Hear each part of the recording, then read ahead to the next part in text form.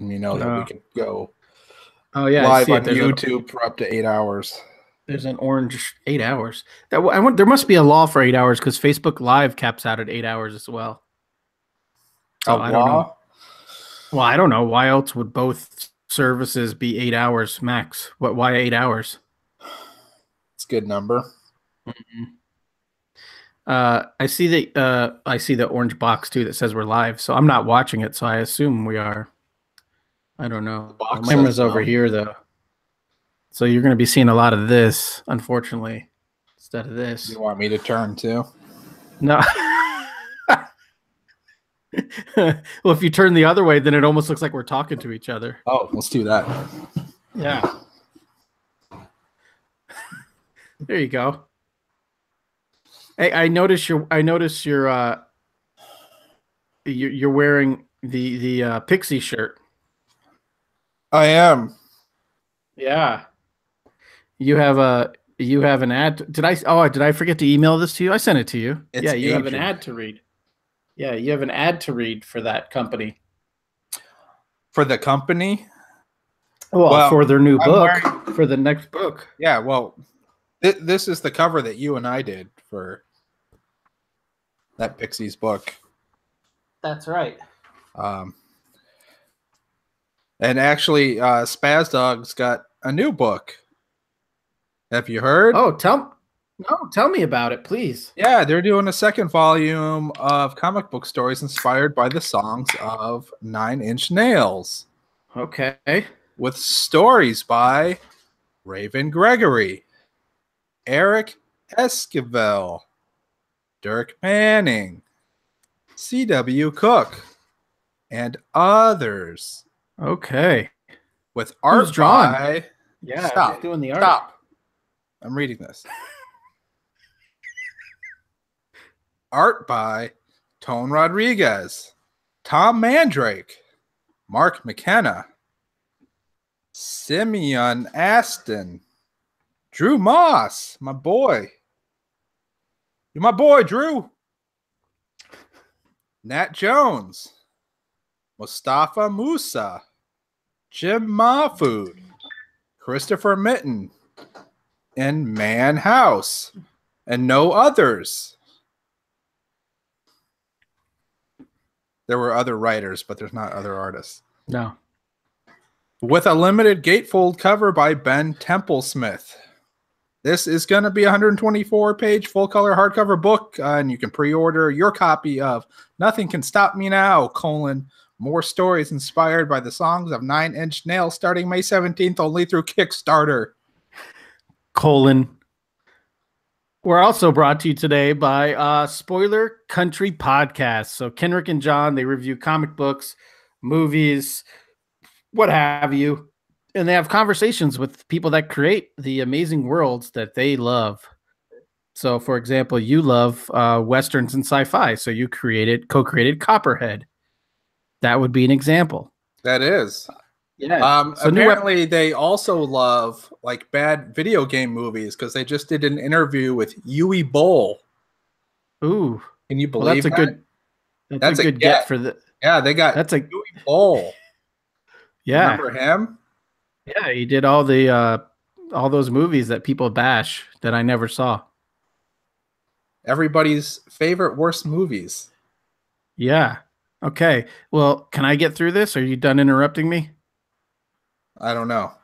All right. New episodes of Spoiler Country Podcast come out weekly, and you can subscribe and listen at iTunes, Stitcher, and everywhere else you listen to podcasts at.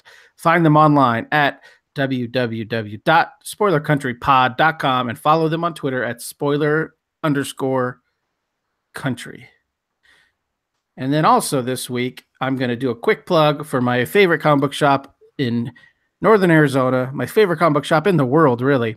And that's Cab Comics. So they sell comic books that feature superheroes such as Superman, Batman, Wonder Woman, Green Lantern, The Flash. You know, they're everything you need from the DC universe you can get at Cab Comics. You can also get other comics there too from other universes. But it's all there. It's everything you need in Northern Arizona. So if you find yourself, let's say, north of Anthem, Arizona, you should just keep heading up the hill and come to Cab Comics. Corey and his crew are great people. And you can check them out if you're in Flagstaff, Arizona, or online at facebook.com/Cab Comics. And be sure to visit their eBay store at ebay.com/USR/Cab Comic, singular, not plural. Yep. That's right. There's one more. This episode has 4 sponsors. There's one more, Scott. Holy cow. Our next, our last sponsor, and certainly least, is John Layman. You can find him, it's just the man, John Layman. You can find him on Twitter at the Mighty Layman.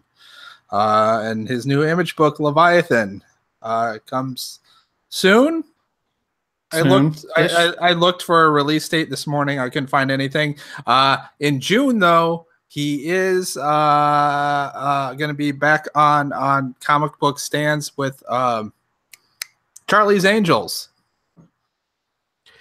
Yeah, with Joe Eisma. That's right. That's right. So look for that. Yeah. Okay. Excellent. This is going swimmingly. What are you drinking, buddy?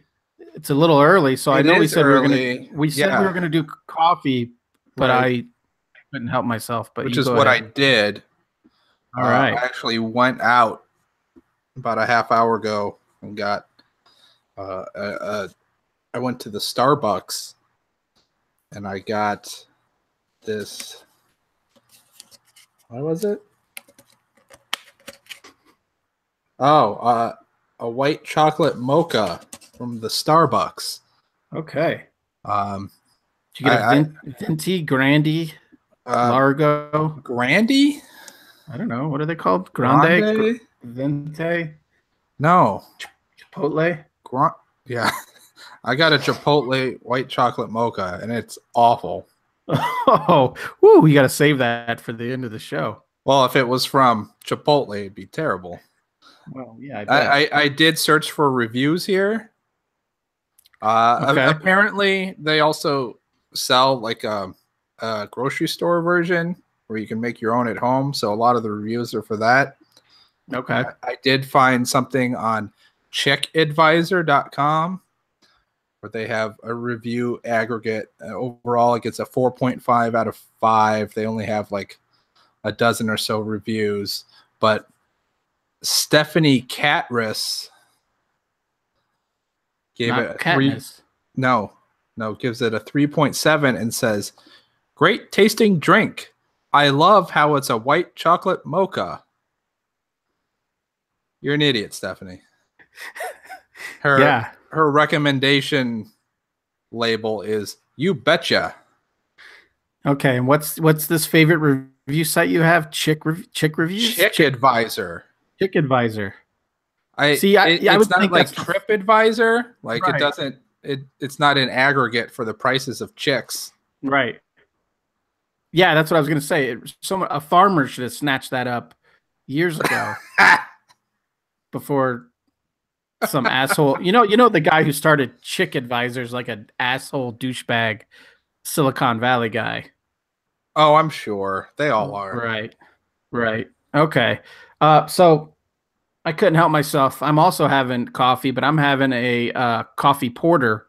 I'm drinking the Pizza Port Bacon and Eggs Imperial Coffee Porter from Pizza Port Brewing from Carlsbad, California.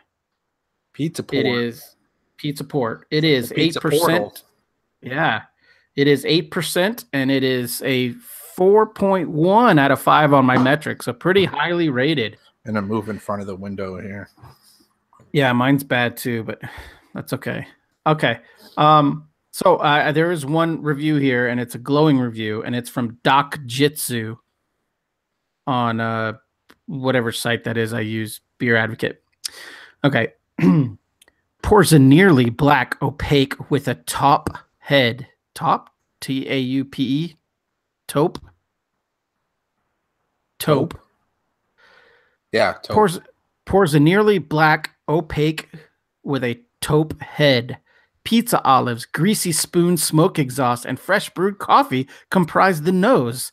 Did I just pull on this glass of stout, or did I inhale when the mesquite barbecue fire smoke got blown into my face from the shifting breeze?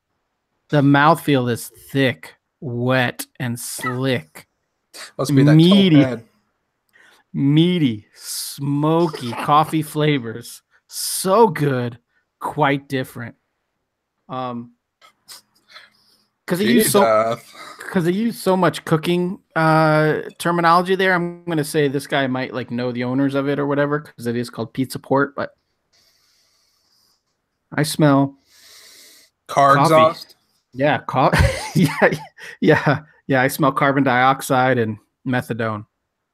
Okay, so today we're going to do another of our world famous shop talks. We're going to talk shop, talk work. But I did have a thought, because both of us, because you started going on Twitch and I started copying everything you do. So we're both on Twitch now.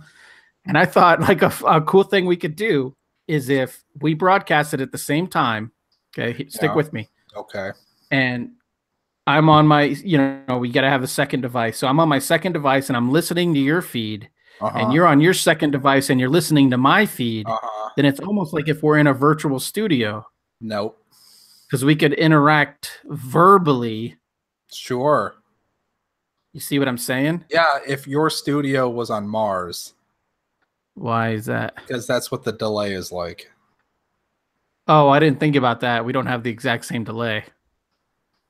We would need to dial in our delays. My delay is not bad. I was on this morning and my delay was only like 5 seconds, 10 seconds. At one point, I was watching a rebroadcast of yours this morning and I thought it was live. I was sending you messages. Oh, were you? Yeah. Whatever. Okay, well, your chat. That would have been a fun idea. No, it's a great idea. Is there... Well, we could do this. Well, we can't do this on Twitch because one of us would have to... We can do it here. Pardon? We can stream live to YouTube together. Oh, somehow. Yeah, but I don't know how it would pick up more than just our camera. We'd have to have a camera like over our head showing what we're working on. We'd have to have an exterior camera. I'll investigate. Is this really a conversation we should be having? This. Right, okay. There is. I'm sure people do it. Okay. All right. So I'm going to go down the line here. This is as much work as I put into this because I'm hitting the road in like an hour and a half. So, yeah, I'm going a little mini vacation, going to Albuquerque, going to see a breeder show, going to go to Meow Wolf. Google that shit. You're going to love it. So by the time this airs, I'll have already experienced Meow Wolf. I'll be a changed man. It's terrible. The price tag on my can is right on my... You can just see it's like a glowing radiation spot. Oh, I'm not watching the stream. Oh, good. No one is. Okay. So no, you're right. You're absolutely right. Thanks. Probably tweet this shit out. Oh, tweet out that we're live? Yeah. Yeah. Go for it. You gonna do it? You want me to do it? If I can figure out how to do this.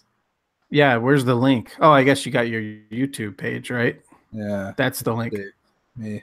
All right. You talk about you do that, and I'm gonna tell a quick little story here that's gonna take 10 seconds. So hopefully you're quick. Oh, there we go. So working digitally, I don't know if you do this, Scott, but I use the glove because I'm a greasy man and I don't want to whatever. I don't want my screen to look like your screen, so I use the glove and I'm a little gentle with it. And so it's cold in my office still. That's a sore subject, but I'm still a little cold in my office, hence the cardigan. And so instead of using the glove that I was sent with my tablet, I bought a pair of like $1 gloves from Walmart and I cut all the fingers off, or I cut two of the fingers off and the thumb. So I used that. So today I had to go out to my car to get my charger for my phone. It's fascinating. And I forgot to take my glove off. So my glove with the two small fingers still on, but the other three cut. I walked out to my car wearing it, and there's an old dude out there like watering the grass, and he just kind of looked at me because I have like this Michael Jackson He thought you were cosplaying as Gambit. Yeah, it's exactly what it is. It's a Gambit glove is what I draw with. You're right. But that's the risks. There are rewards, but that is a huge risk to work in digital. It comes with a little tag on the glove. That's right. People might look at you funny. Right. So I've fallen in love recently for the one person who's been watching my first couple Twitch feeds. I'm in love recently with the that hatching brush in Photoshop, the Kyle Webster hatching brush. To the point where I'm afraid I'm going to fall into this cycle of just using that and just using the one inking tool I like, which is like the classic ink tool that he has. And I love it. But it's hard not to lean too much. Like now that I can just throw as much solid blacks on my page as I want, and it literally takes seconds, I find myself, I'm going to start just being even worse than I was before and just blacking out everything. But that's fine. I don't mind like a high contrast style. What you got to do with the hatching brush is throw a lasso selection on there. What do you mean, on the brush or on the page? No, on the page. So you can just do it in pieces on a figure. Oh yeah. No, normally and then you use your eraser and subtract out of that. That's normally what I do, is just a whole new layer for the hatching, throw it on there, and then I erase the hatching layer so it gets to where I want it to be. Oh yeah. Same philosophy. But then you take a different texture to subtract out of that. Oh yeah, like an erasing texture. I still haven't dialed in. So the old Photoshop that I used to use, any brush could be used as an eraser. Yes, you can still do that. I don't know. Sometimes when I click on the eraser tool and I select the brush I want, it goes back to brush. It doesn't stay on eraser. No, maybe I don't know what I'm doing. There's it's like a subtraction option. I haven't used Photoshop in a few months now, so I've forgotten what it is. I remember thinking though, when I started using Clip Studio, that I wish that option were included somewhere in Clip Studio, and it is. I just didn't, I had no idea it was there. I had to Google it, but yeah. But now it's just a keystroke. I think it's one of my hotkeys now that I just push and it goes into subtraction mode for the same brush. Okay, yeah, because that's another way. Like that's a great way to get completely unique textures, is to lay down a couple textures and then use a different brush to erase or subtract from those lines. That's a cool way to do it. So yeah, there's that's one of the problems with Photoshop that I'm still getting used to, is there's so many brushes. Like I would have to take a week off of paying work to dial in all the brushes I love and then somehow create. I guess there's a way to create your own palette. I don't know how to do that. But maybe like a Brushbox app or something you get where you just load your own stuff in there. Because it's like an extra $35 or something. Yeah, and I just have a problem like I forget, like, oh, I know I like this brush. Is it in the concept section? Is it in the special effects section? Is it in the inking section? It'd be easier if I Studio, yo. Yeah, but the Clip Studio, they don't come standard with like the friend in brushes. You have to buy those brushes. The Clip Studio doesn't have as many brushes. You have to buy the Webster brushes. No, you don't. It comes with Photoshop. What are you talking about? Well, now it does. Now it does. Right. I'm not talking 2015, baby. I'm talking about now. All that shit is standard.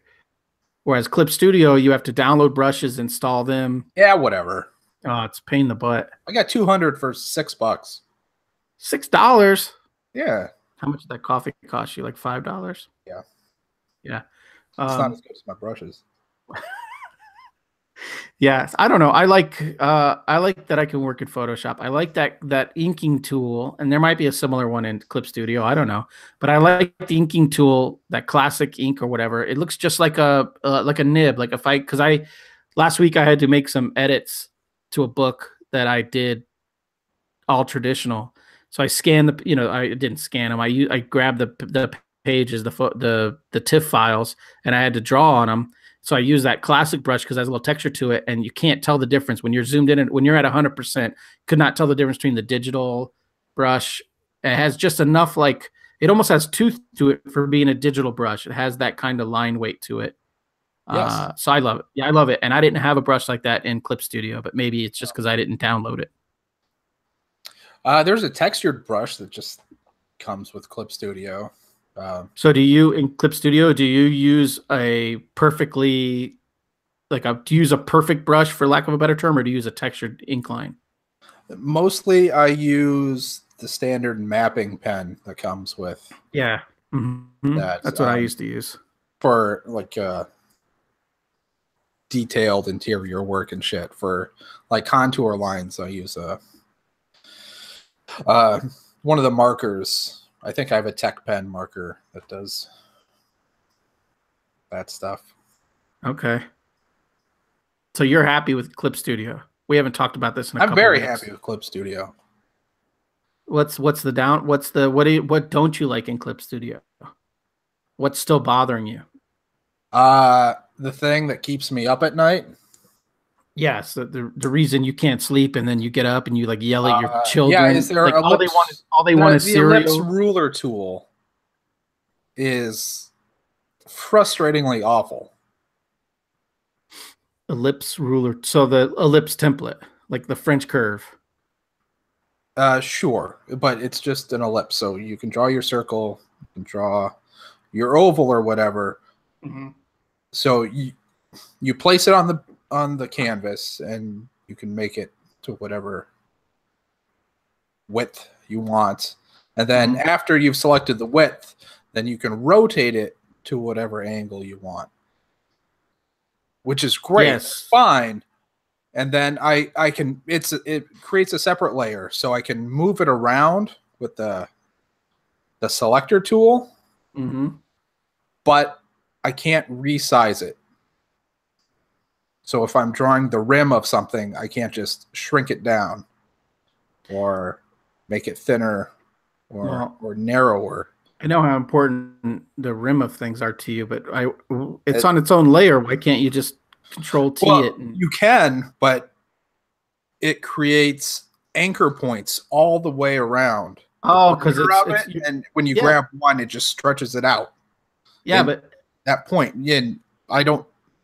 You can't create a raster layer for that tool. It's always vector. Yes. Okay. When you ink, do you ink in raster or do you ink on vector layers? Do you know the difference? I know what the difference is. I don't know. So when you click the button, must be raster layers. Well, I think by default, I think they're vector layers. Sure, then whatever the default is what I'm using. Okay. I don't know. Vector should be perfect. Raster should have tooth to it. I would imagine. Okay. Well, I guess it doesn't matter to you. No. Or anyone. Yeah. Do you feel?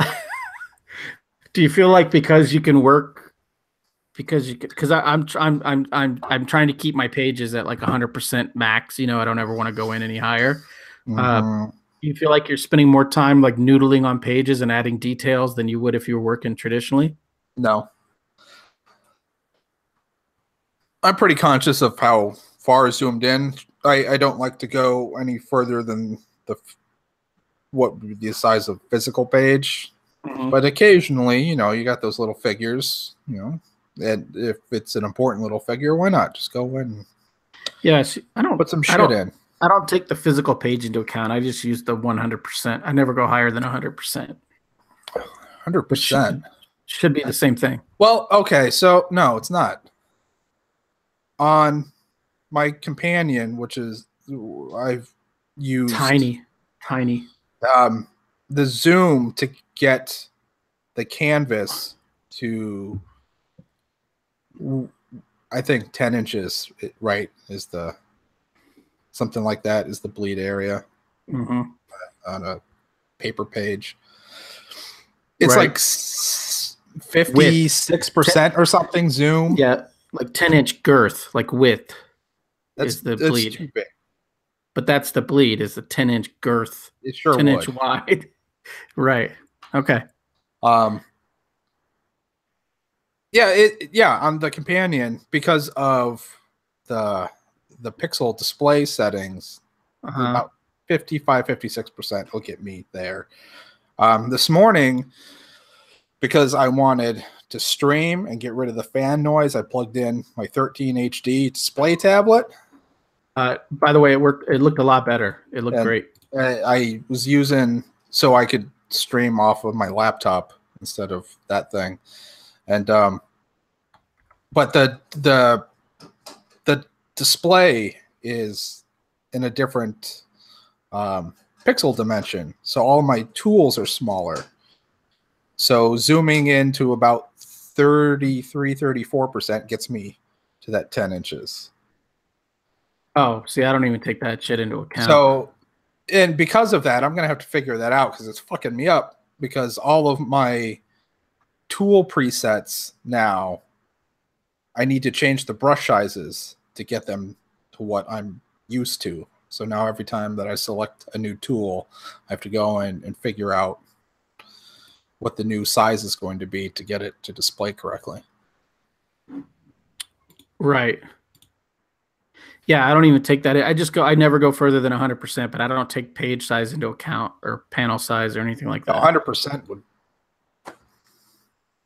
I on my display tablet would be just crazy zoom.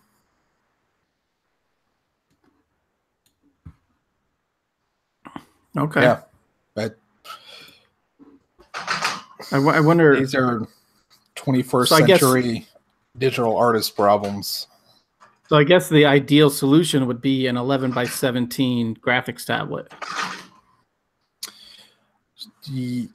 I guess one that you could turn vertically. Yeah, so almost on like a ball joint almost that you could turn however you want. Yeah, but it would have to be its own thing. It would have to be an independent PC like the companion, because you can't get that display off a plug-in display tablet. Right. So I have like a 19-inch graphics tablet, but it's 19-inch wide. I mean, if I could turn it vertically and adjust, maybe there is a way to do that. Like, maybe I could mount it vertically and adjust the whatever you call it, the display, so that it turns. I don't know. I don't know. It's probably worth a Google or an email to. Yeah. You would think someone at this point, I mean, I think in like 5-10 years, at this point, I think artists who work digitally are probably about 50-50, because you have so many young people who grew up only digital. But I think in another 5 or 10 years, almost everyone's going to work. I don't know about 5 digitally. or 10. Like 3? 30, maybe. You think there'll be that many people still working traditionally? Yeah, because I think everyone younger than me probably works digitally. I think digital artists may be the majority in 7 to 10 years. Okay. So maybe in like 5 years, then maybe like a Cintiq or even like Adobe or somebody should release a tablet. Adobe should do it if they were fucking smart. Release a 11:17 vertical tablet that only runs Photoshop. The market for something like that would be so small. I don't think it would be worth the investment from whatever company. Right, but how much different would it? I mean, if they made a 17:11 monitor and then they just modified some to display and made it so you could turn it, that's not that big of a deal. I mean, my monitor is probably 19:12. It's no different than if it was 17:11 and you could spin it. I don't know. I'm not. No, I mean, it'd be great if I could get something like the thickness of my companion, or even better would be something like my Kindle, which is, I don't know, right. Yeah. You know, well, they finally whatever 3/8 of an inch maybe thick. Yeah, and something you could just sit in your lap that weighs, a couple of pounds max. Yeah. I wouldn't care that I would have to plug that in. If I had to plug that in, but I could just like sit on the couch or whatever. I mean, I can't imagine what the battery life on something that would need this much power to run Photoshop or Clip Studio. I mean, my companion right now gets, when I run one of those art programs gets 2.5 hours, maybe, a battery life. It's terrible. Yeah. Yeah, I don't know. There's so many missed jokes a minute ago when you were talking about width and thickness and lapse and stuff like that. It doesn't matter. It's pointless. So That's what you want to do for yeah. our maiden voyage on YouTube Live. You have a comment here on your notes that you jotted down a couple of weeks ago that I think is interesting. Photo reference versus photo tracing. There is a difference. Oh yeah. But my thoughts on that is the difference comes in how you render. So unless you're stealing popular photos, I mean, if you're drawing a Star Wars book, you're going to pull as much reference as possible. But if you're stealing well-known photos and just tracing them, that's a problem. But I think there's a way to trace. I think photos. problem's a strong word. That's right. Subjective. It's a problem for you. Right. I mean, so it's a problem just because you're supposed to draw a really good likeness. Might also be a problem for the publisher's legal department. Right. Right. So there are ways to render. So I sometimes do photo ref, but more often I will take a photo of myself and I will slap that shit into Photoshop on a layer, and then I will trace off of that my layouts, and then I'll delete the photo, and then I'll pencil the figure. So that's technically tracing, but it all goes to how you render it. And I use a lot of SketchUp. The new SketchUp is shit. It's like, I don't want to buy a license, so it's all online. It's bullshit. But a lot of my books I've used SketchUp models, and I think just the way that I rendered, no one would really know. You would never really know. So I think you have to have either a really light-handed rendering or a heavy-handed rendering to hide the tips or not tips, but the tricks you're doing, the shortcuts you're taking. Hide the tip. Okay. So, right. So what are your so my thoughts is it's on all how you render. I don't care what you do, just what the finished page looks like. Sure. Don't make it look like you traced a photo. Don't make it look like Greg Land, like you just traced a photo out of a magazine. But what are your I mean, you had a live stream the other day where you obviously had a SketchUp model in there, but you built that SketchUp model. Yeah, but I did. Well, some of them I grab, some of them I build. I feel better about building it myself, but I mean, sure. I don't have the skill set or the time to build like a 1941 Ford pickup. Yeah, why would you when you could just download one? Yeah, like for that adventure van book, it needs a panel van. But what am I going to model one of those myself? Okay, I think what I was thinking with photo reference versus tracing,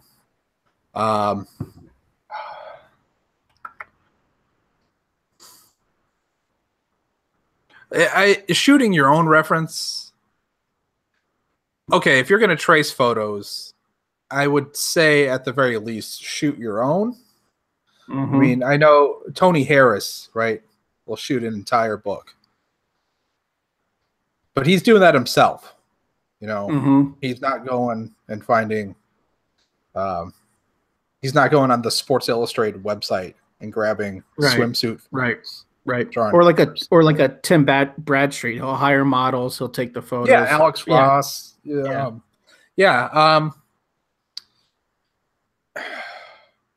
I think, I don't know. I mean, Mitch shoots stuff too, right? I shoot stuff. Everybody does. I'll drop it into Photoshop if I was gonna say if I'm feeling lazy, I'll put it into Photoshop, but that's a lot of work actually to get it in there. Yeah. So it's not lazy. And it depends on what it is. If it's something super complicated where it needs to be exact, I'll drop it in there. But most of the time I just snap something myself and I'll just hold it up to my face while I sketch it out.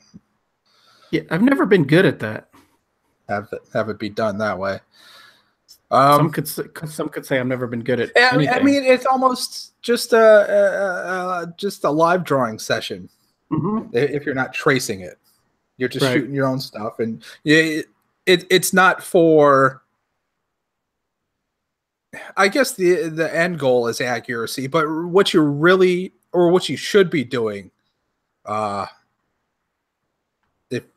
if you've got any sort of artistic integrity or talent, is while you're looking at it and translating it, you're learning how everything works. You're breaking down the pieces and figuring out. You're almost reverse engineering the figure at that point. So that should be a learning experience. So now you have that knowledge. So next time when you need to, draw this pose or that angle or whatever, you know how all the pieces fit and relate. Mm-hmm. You can just do it. Yeah, it's like the modern day. Like, did you ever own one of those wooden maquettes that you could? I have one upstairs. I knock it over every time I wiggle my microphone around. Yeah, there's these new ones that are made out of plastic that are like G.I. Joes. They have like 100 points of articulation. Oh, yeah. I was looking at the knockoffs. I was going to get a couple of those. I thought those are pretty cool, but it's essentially the same thing. It's the modern version of that. Is being able to set up your phone. Oh, but it's so much better. I should go get my little wooden guy, but the limbs, they bend, but they've got fucking springs in them, so they just snap back down. Oh, mine never had springs in it. Wait, yeah, but it's not supposed to spring back. It's supposed to hold until you. Whatever. No, my wife got me the cheapo version.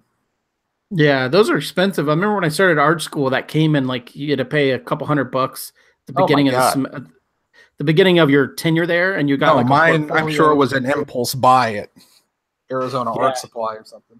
No, I'm not saying my maquette was a couple $100, but the whole package was. But it's probably like a $25 maquette, which is more than I would ever pay for one, I think.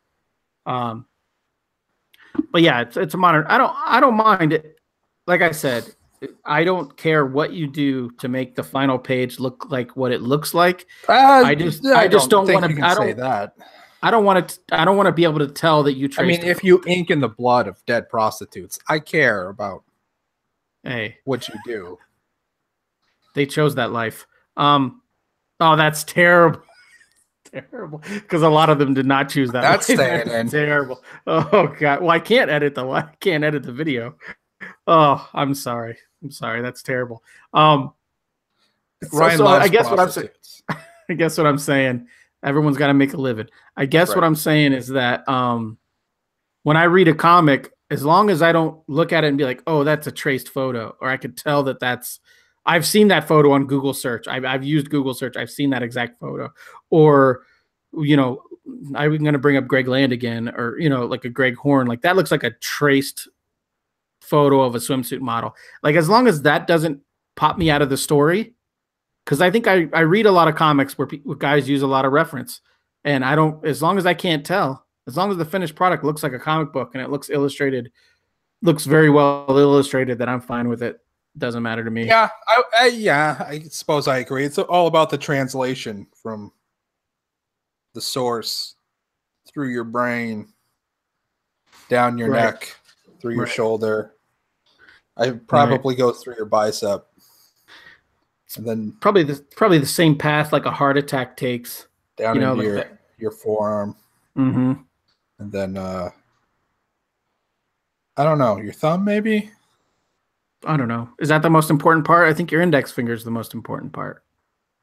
No, because the thumb separates us from apes. So apes have thumbs. They don't have opposable. They don't have impossible thumbs. That's right. That's right. Let's name my next creator-owned book, Impossible Thumbs. I like this thing because you brought this up. Another thing. This is all you. I didn't do any prep for this. You started on your newest Superman stuff that you're doing. You started throwing in gray tones. There are scenes that take place in dark bedrooms. Mm-hmm. And rather than just throwing black on top of it, what I hate is putting black shadow on faces or skin. Okay. I don't I'm not comfortable with it. I think it looks it hardens a figure. It makes them look heavy. So when I'm drawing somebody like John Kent, I don't want to throw a lot of black shadow on his face. Yeah, it's the same thing. Like when you draw a female face, you don't want to add a bunch of rendering shit to it. When you draw a child, you don't want to make it look devious or dark. Yeah, and it's just not something I'm comfortable with. I don't like covering up faces. Did you email your colorist about that decision? Is that on a different layer? Are you sending him a page where that's flattened? They're all different layers. Okay, so he can. So I let him know that, you know, if you don't want to use it, just throw it away. It's fine. But then you're gonna open your comps and you're gonna be like, that motherfucker, and you're gonna throw it. You're gonna rage. No. Yeah. Generally, other people know better than me. Well, yeah. Okay, but so you're doing that not in addition to spotting your blacks. You're doing that instead of spotting blacks on that figure. Yes. Well, I'll still put blacks on things. So on clothing or maybe on a part of the background or something. Yeah, but if it's supposed to take place in a dark room, then all I'm really doing is carving out highlights. That's it. Right. It's not the gray that I'm concerned with. I'd be interested to hear. I'd be interested to hear how colorists do feel about that, because you are kind of. It's almost like you're. It's not like you. I'm not saying you're doing this, but it is almost like. I don't know. That to me, that kind of almost seems like their job, like to throw a heavy dark purple on there where you put the gray. And it was mostly just to give myself something to do, because that one panel looks terribly empty to me. So, and I had the time. I just did it. Yeah, I know a lot of guys. Your new man crush on the at DC does it. Jorge. He does grays, I think, on his. He does pages. all the textures. Yeah, yeah. I'd like to talk to his colorists and see what they think. But maybe they love it because his colorist is a whiz too. Maybe was it Marte? Oh, I can't think of his name. Isn't it Sanchez? Oh, I was thinking of Gracia, but he's a Marvel guy. I apologize. I should know this, but yeah, no, he uses everything.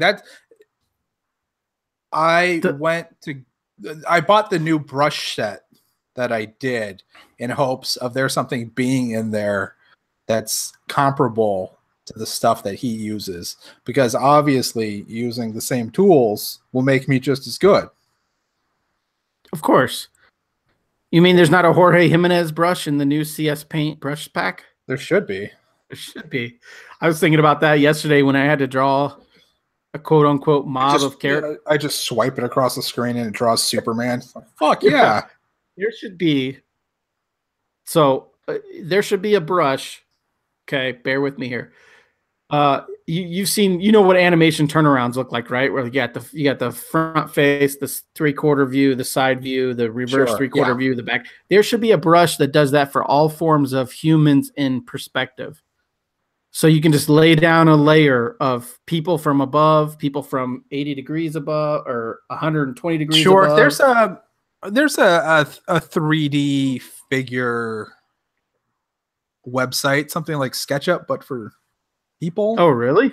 I think so. I think I went looking for it at some point, but I was too lazy to install. Well, your page that you've twitched the last couple of days, Pimpin' Scott's Twitch account at Scotty God, that Copperhead page, you have some great foreshortening on that page. The panel that's above, I think it's the second panel where they're above, or maybe the first panel, and then you got the dude yelling with his hand like way behind him, like that. Yeah. That shit's great. I've never been good at that, and I've kind of allowed myself to be weak at it because like Mignola says it's bullshit. So if he says it's bullshit, who am I to argue? But when you see a page like that, it's so much more dynamic. I wish that It's better one of the skills. rules of comic booking, right? There has to Is it? be one panel on the page that's above eye level, or yeah, and then one page with the horizon lines below the eye level. So one panel should be above and one panel should be below on every page. Yeah, Where'd you hear that that's a nonsense? rule of thumb. My impossible Okay. thumb. Yeah, that's right. Yeah, so it'd be interesting to hear from a colorist because actually, I mean, their page rate is the same, so maybe they love it. You know, it could be so much, it just makes their workload faster. And a lot of these guys color multiple books. You know, maybe they dig that kind of shit. Okay. So, all right. So like Jorge Jimenez, or you were talking about getting brushes, use every part of the digital buffalo. I've thought about that doing my own, like a create your own book. Like, why am I even inking this figure? This specific figure could be just colors, like really far, something really far in the background. I could be doing with just colored brushes rather than ink work, you know? Yeah. I mean, Fiona Staples does all of her backgrounds digitally, right? Traditionally, she inks the figures and then everything else is Photoshop. Maybe, I think so. Does she even ink traditionally, or does she just ink so. with a? I thought so. Okay. I don't think so. Does she have originals for sale that are just the figures? I don't know. Who knows? I don't know the either. thought was romantic. I like. It's I almost like the like idea of it. Yeah, it's almost like a cartoon where the figures are outlined and strong, but the backgrounds are like a matte painting or like a, you know. Yeah. That's the future of comics, I think. Yeah, doing like flat or like cell shading on the figures, then Mm-hmm. the backgrounds are rendered. And Right. Yeah, I think that's the future of comics, I think. All right. So to wrap up, you're still 100% in the Clip Studio digital realm. You love it. yeah, if they would just fix that ellipse tool problem, I'd marry it. Yeah, I bet you would. Okay. Well, I'm loving Photoshop, but maybe it's just because I'm so in love with that one brush and I'm so used to Photoshop. I don't want to invest the time into getting. I mean, I do work. I have penciled and I have worked in the past in Clip Studio. It's a fine program and it's very comparable to Photoshop with the layers and all that stuff. But man, those perspective rulers are just. Yeah, see, I got to spend time. I got to spend time getting to know that, and then I could save $10 a month. Yeah, for real. Yeah, what could I do? Into 6-pack. Yeah, yeah. I was trying to find something else. Yeah, build your own 6-pack. Could put it into like a savings for my children for college. Oh, woo. Okay. You made a face. So, what about that coffee? Your white mocha. It wasn't worth $5. Circle K has good coffee. They got some shit from Uganda. I stopped there for gas before I went to Starbucks, and I thought, no, I should save myself the trip and just walk the 25 feet. But yeah, I already had it in my head about what I was going to do. I mispronounced Uganda. That's the kind of dick face I am. I called it Uganda. Uganda? Yeah. Okay. So your white mocha, whatever, white chocolate mocha. How many glasses does it get? What's the rating? I don't know. If I were forced to buy something from Starbucks again, this is probably an okay choice because I drank all of it.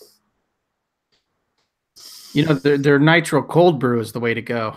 Sure. Mm-hmm. Yeah. Maybe right in the middle, 2.5. Okay. You're the king of 2.5s and 3s. You won't commit to shit. Okay. So my Pizza Port Brewing, bacon and eggs, Imperial Coffee Porter. And I got to admit, when I grabbed it, because I saw there's a poorly drawn piece of bacon and a poorly drawn egg. Oh. First of all, why are there's so many competent artists? Why do so many brewers use terrible art on their thing? But they even give a shout out. They even give a shout out to the coffee roasters that they use to make this Bird Rock. Honestly, so sorry. When I picked it up off the shelf, I was like, I wonder if this beer tastes like bacon, because I saw the bacon. It does not, by the way. I honestly didn't think about this beer at all once I started drinking it. It's not bad, but I never took a sip and was like, like I never had that face. I'm like, ooh. I never had that face with it. But it's pretty good. It's coffee forward. It's a good coffee beer. I didn't get it for the show because I've already had it twice, so I'm trying to keep new beers for the show.